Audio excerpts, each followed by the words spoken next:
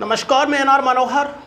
मेरा खास कार्यक्रम मुलाकात खास व्यक्तित्व में आज मेरी मुलाकात हो रही है पोखरमल बामणिया से।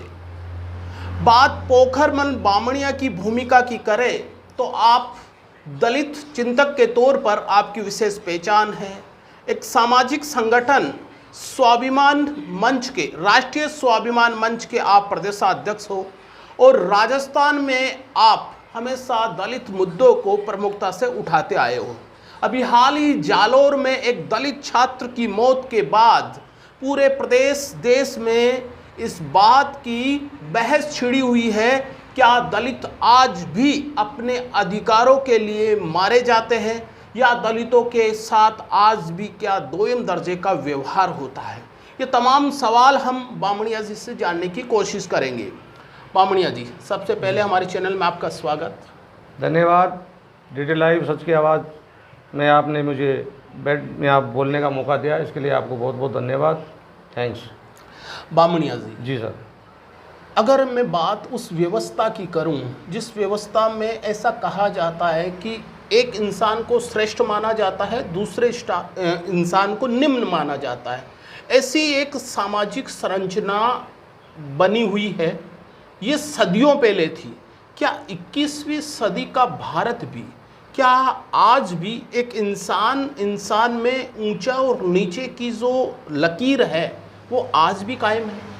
जी सर, मैं आपको बता दूं, आज भी भारत के किसी भी प्रांत में जाकर के देख लीजिए, ये जो जातिवाद का जो मामला है ये मौजूद है।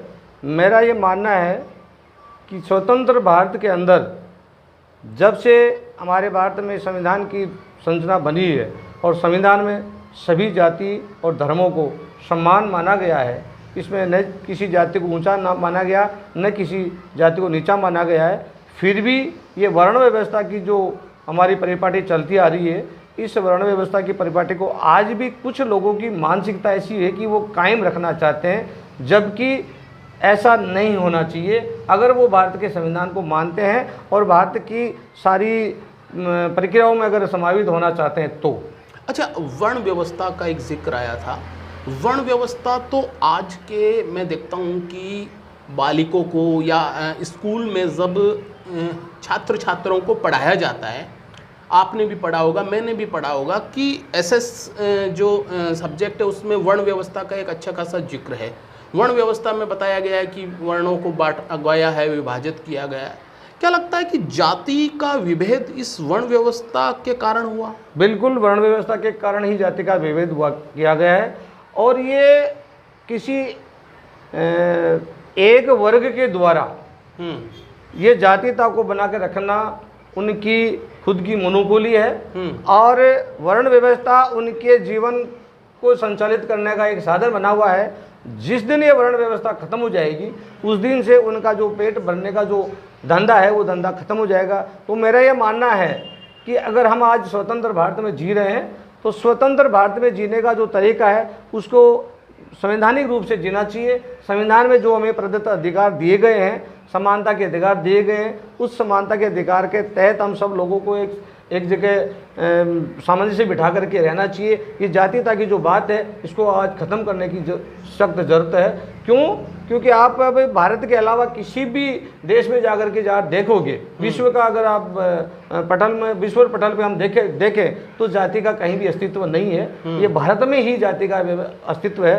तो मेरा सबसे ये अनुरोध है, हम किसी जाति विशेष के विरोध में नहीं है, हम किसी धर्म के विरोध में भी नहीं है, लेकिन एक ये सनातन धर्म के नाम से जो संस्था चल रही थी, सनातन धर्म के नाम से जो चीज़ चली आ रही थी, उस सनातन धर्म को आज लुप्त कर दिया गया है और उसका एक उभार आया है हिंदू धर्म के नाम से, जबकि हमारे ग्रंथों में हिंदू धर्म का कहीं पर भी विशेष रूप से कोई लिखा जोखा नहीं है, सनातन धर्म का है। तो हिंदू धर्म का जैसे जैसे भी ये मामला आया है उसमें वर्ण व्यवस्था को ज़्यादा दिया गया। तो मैं हिंदुओं से भी निवेदन करना चाहता हूँ कि आप जहाँ पर भी हैं वो अपने इष्ट को या अपने आस्था को माने, इससे हमें कोई एतराज़ नहीं है। तो लेकिन हिंदू व्यवस्था के अंदर ये जो वर्ण व्यवस्था का जो मामला है, इसके अंदर हम मानवता का धर्म निभाते हुए और हमें सभी मनुष्यों को जीने का हक और अधिकार देना चाहिए, क्योंकि एक ही सांस में, एक ही हवा में हम सब लोग सांस लेते हैं। क्या मैं ये मानता हूँ कि जो उच्च वर्ण के जो लोग अपने आप को मानते हैं, वो क्या दूसरी जगह से जाकर के हवा लेके आते हैं? क्या वो दूसरी जगह से पानी का व्यवस्था करते हैं? क्या वो दूसरी जगह से जो ये हमारा ताप है, तापमान है या प्रकाश है, इसकी कोई व्यवस्था करते नहीं होती है। जिस हवा में हम लोग सांस लेते हैं उसी हवा में वो सांस लेते हैं और उसी हवा में हम जीते हैं। तो मेरा ये मानना है, आप सब लोगों से, मेरी उन लोगों से भी गुजारिश है कि इन चीज़ों को हटाना चाहिए। आज हम 21वीं सदी में जी रहे हैं और 21वीं सदी विज्ञान की सदी है, तो विज्ञान के अंदर ऐसी चीज़ों का कोई औचित्य नहीं होना चाहिए। बात बताइए बामणिया जी कि ये लोग कहते हैं, जिस पर आप आरोप लगा रहे हो या जिन जो भेदभाव करते हैं, वो कहते हैं कि भाई ये वर्ण व्यवस्था बीते हुए कल की बात है, हमारे दादा परदादाओं ने ऐसा कुछ किया है, आज की पीढ़ी ऐसा कुछ करती नहीं है, फिर हम लोगों पर ये आरोप क्यों? वो ये कहते हैं हम तो आज की पीढ़ी तो कोई भेदभाव नहीं करती है, हम तो एक साथ उठते हैं बैठते हैं, भेदभाव होता नहीं है, मेट्रो सिटी में तो बिल्कुल नहीं होता है। क्या वास्तव में जो ये लोग कह रहे हैं इनकी बात में सच्चाई नहीं है या फिर आप समझ नहीं पा रहे हो? सर 1% भी इस बात में सच्चाई नहीं है। आज जातीयता के आधार पर अगर आप कहीं पर भी जाकर के मेट्रो सिटी में अगर जाकर के कमरा किराया भी लोगे ना सर, तो आपको जाति के नाम से कमरा भी नहीं मिलता है। गाँव में तो बहुत बुरी हालत है लोगों की, मतलब चाय की दुकान पे चाय पीते हैं तो वहाँ गिलास भी हमारे लोगों से धुलवाए जाते हैं, और किसी भी उच्च वर्ण के लोगों के यहाँ घर पे जाते हैं तो हमें बैठने के लिए स्टूल की व्यवस्था भी नहीं दी जाती है। खाट तो बहुत, चारपाई जो होती है ना हमारी, वो बहुत दूर की बात है सर। आज तो भी ऐसा है? मैं बिल्कुल 100% है सर, मैं खुद इसे भुक्तभोगी हूँ और मैं भी ग्रामीण परिवेश का आदमी हूँ। तो आप गाँव में जाकर के देखिए, और आप जालोर की तो बात बहुत दूर की बात है, जयपुर जो हमारे राजस्थान की राजधानी है, उस राजधानी में वैसा होता है। तो आज भी वर्ण व्यवस्था कायम है और जातीयता के आधार पर भेदभाव छुआछूत होता है सर। अच्छा, जालोर का जिक्र किया अभी आपने, जालोर की जो एक घटना है, उस घटना का जिक्र तो मैं नहीं करूंगा, आप भी उससे पूरी तरह से परिचित हो। अभी ये पूरे देश का एक मसला बन गया है। मैं देखता हूं कि वहाँ पर एक दो थ्योरी है। वहाँ पर दलित छात्र स्कूल के संचालक की पिटाई के पीछे वजह है कि वो साला के या स्कूल का जो मटका था जो स्टाफ के लिए था उससे पानी पीता है, ऐसा बात आई है।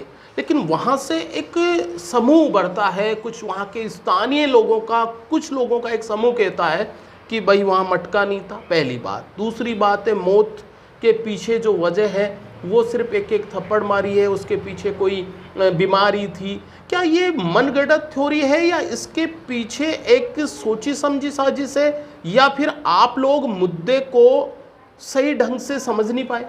नहीं सर, बिल्कुल ये मनगढ़ंत बात है, बिल्कुल इसमें कोई दो राय नहीं है कि एक सोची समझी साजिश के तहत और जातीयता को महत्व देने के उपरांत, जातीयता इसमें भी जाति आकर के घुस गई है। जातीयता के वर्चस्व की लड़ाई उन लोगों ने बना ली है इस चीज़ को। और ऐसा कोई राजस्थान में मुझे एक भी स्कूल ऐसा बता दीजिए कि जहाँ पर छात्र और अध्यापक एक जगह पानी पीते हों, पूरे राजस्थान में। ये आपका प्रश्न काफ़ी मजबूत प्रश्न माना जाता है। बिल्कुल, मैं खुद जब आपने भी पढ़ा, मैंने भी पढ़ा, मैं देखता हूँ स्कूलों में तो निश्चित तौर पर स्टाफ के लिए मटका हो या कोई और हो, अलग व्यवस्था होती है। बिल्कुल होती है। सवाल वहाँ पर कह रहे हैं कि वहाँ तो सब एक ही टंकी से पानी पीते हैं। ऐसा कुछ नहीं है। उस टंकी की हालत और उसके चित्र को और उसको अपन जब देखेंगे ना, जो उसकी जो पानी पीने की जो टोटी लगाई गई है वो इतनी नीचे है सर कि आप उसमें 10 साल का बच्चा भी अगर पानी पिएगा तो वो नीचे बिल्कुल झुक कर के पिएगा।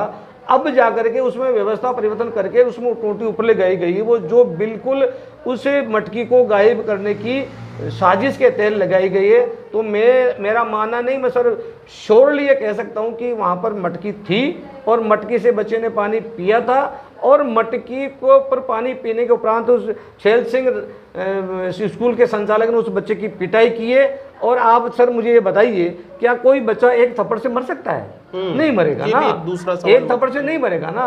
अब लोग कहते हैं उसके एक थप्पड़ मारा था, एक थप्पड़ से कोई भी नहीं मरेगा। वो बच्चा क्या, वो तो 8 साल का, अगर 5 साल के मारे तो भी नहीं मरेगा ना। लेकिन उस बच्चे की अच्छी तरह से पिटाई की गई है और कान के नीचे जो हमारा जो मस्तिष्क होता है उस मस्तिष्क पे उस बच्चे के मारी गई है।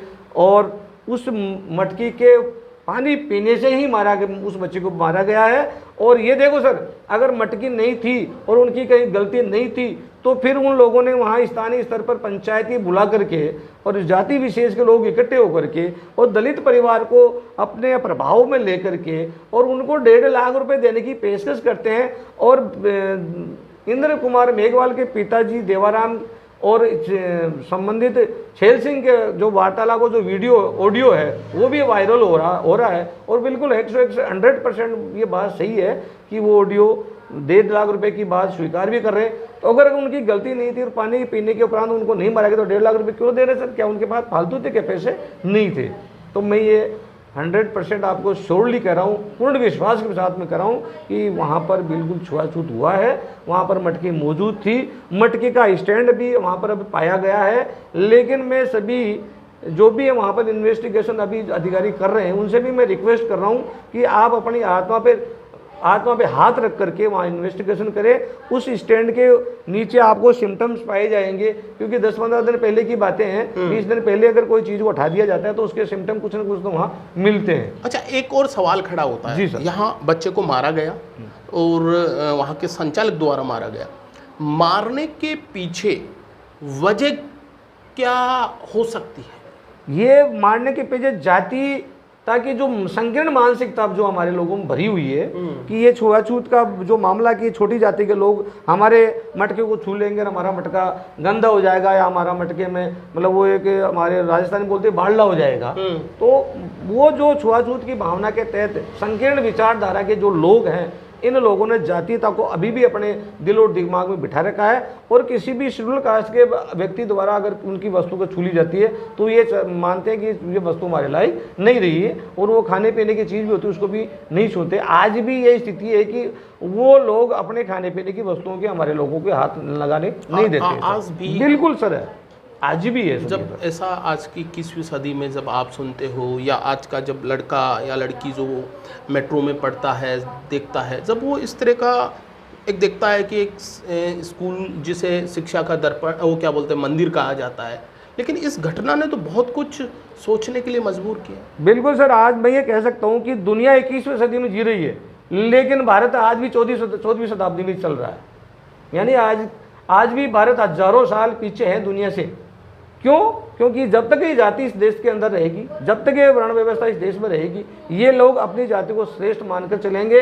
और ये शेड्यूल कास्ट के शेड्यूल टाइप के जो लोग हैं, दबे कुचले जो लोग हैं हमारे, इन लोगों के साथ में अत्याचार जैसे अच्छा, होता है। जाते जाते 1-2 सवाल और मैं पूछूंगा। इस व्यवस्था को आपके नज़रिए से ये जाति विभेद की जो सोच है उसको समाप्त कैसे किया जा सकता? सर मैं आपको ये बता दूं कि जाति विभेद की जो सोच है, इसको अगर आदमी मानवता का भाव अगर अपने अंदर लाएगा, मनुष्य एक समान का भाव जिस दिन लेकर के आ जाएगा उस दिन ये जाति खत्म हो जाएगी, ये भेद खत्म हो जाएगा। जब तक आपने आपको एक को ऊंचा एक को नीचा, ये श्रेष्ठतम की जो बात है इसको मानना जिस दिन ये लोग छोड़ देंगे और ये जो गंदी संकीर्ण मानसिकता के तहत जो ग्रसित लोग हैं, पढ़ लिख करके और दूसरे देशों का जाकर के आप भ्रमण करके आओगे तो आप सब लोगों को, इन लोगों को पता लग जाएगा कि वहाँ पर जाति क्या है। मनुष्य एक है, वहाँ का भी मनुष्य एक है, हमारा भी मनुष्य एक है। लेकिन ये जाति की जिस दिन संकीर्ण विचारधारा से हम बाहर निकलेंगे और वैज्ञानिक दृष्टि से हम सोचेंगे तो ये जाति खत्म हो सकती है। सरकार का प्रयास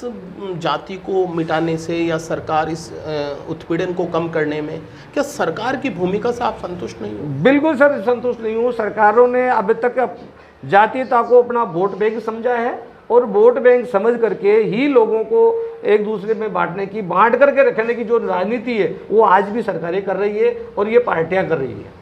और मैं वर्तमान गहलोत सरकार से भी ये निवेदन करना चाहता हूँ कि गहलोत साहब आप ज़रा सोचिए, ये शेड्यूल कास्ट ज़्यादातर 90% शेड्यूल कास्ट के जो लोग हैं वो आपकी सरकार के वोट बैंक है।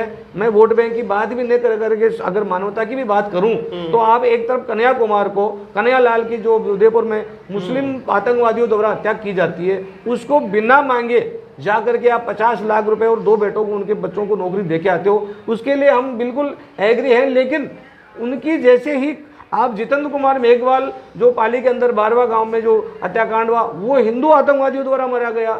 अभी जेता पाली इसमें जालोर के अंदर इंद्र कुमार मेघवाल को, ये भी हिंदू आतंकवादियों द्वारा मारा गया, तो इनके साथ में ऐसा भेदभाव क्यों? तो मैं गहलोत सरकार से ये भी निवेदन करूंगा कि आप सरकार में बैठे हो, कम से कम आप तो इक्वल समझो इन लोगों को।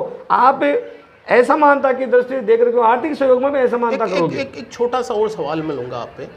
जब आज SC ST के प्रतिनिधित्व के तौर पर सरकार में आपके लोग बैठे हुए हैं, MLA MP मंत्री ये सब बैठे हुए हैं, प्रशासक पे भी लोग बैठे हुए हैं, तो इतना सुधार होने के बाद में भी समाज में या व्यवस्था में बदलाव नहीं हो सका, तो फिर आखिर वो बदलाव का समय कैसे आ सकता है या कब आएगा? क्योंकि जब व्यवस्था या नीति बनाने वाले भी लगभग मैं देखता हूँ कि अच्छी खासी संख्या में, अभी हाल ही में भी देखता हूँ कि कुछ मंत्री भी अच्छी खासी संख्या में सरकार में है, चाहे राज्य सरकार हो चाहे सेंटर में हो। राजस्थान के भी कैबिनेट मंत्री हैं, वो भी अनुसूचित जाति वर्ग से आते हैं। तो ये होने के बावजूद भी क्या ये अपराध या भेदभाव है वो आज भी जारी है?